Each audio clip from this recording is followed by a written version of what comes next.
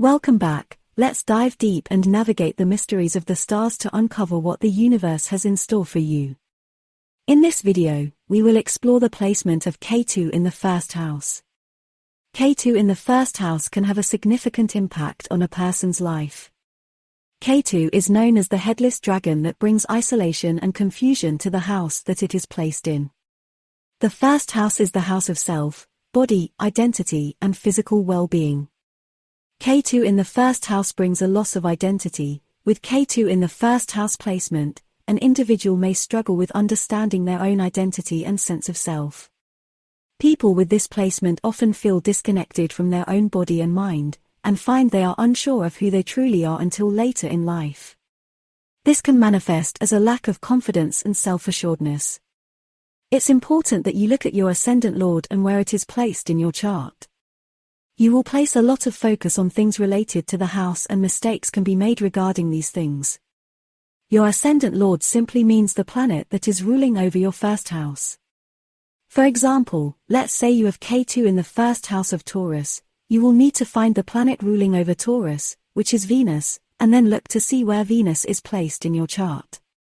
Let's say Venus is in the 7th house. A lot of your focus in this life will be drawn towards 7th house related things such as marriage, partnership, and relationships. When Ketu is in the first house, it aspects the 5th, 7th, and 9th house. Ketu is a planet that represents spirituality, detachment, and liberation.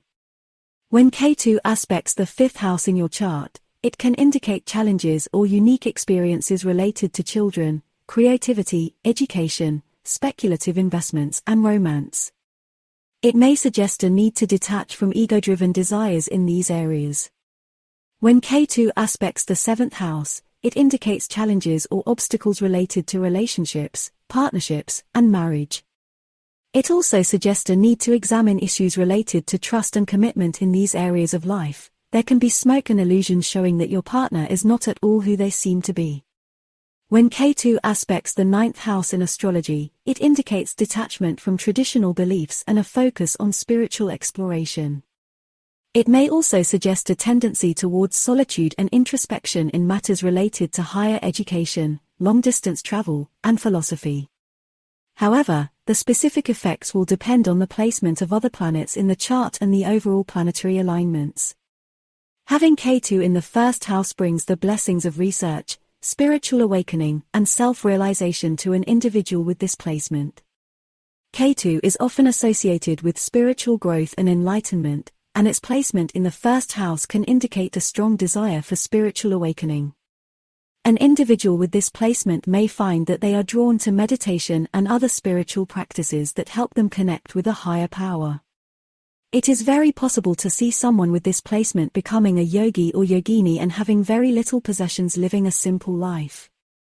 When you have this Ketu in the first house placement, you will be drawn to the spiritual side of life, but may also have a fear of what family and others will think if you decide to pursue this side of life, depending upon other planetary placements. You may eventually become very private and distance yourself from others.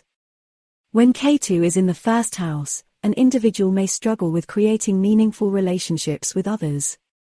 They may feel detached and distant from others, making it difficult to form strong emotional connections.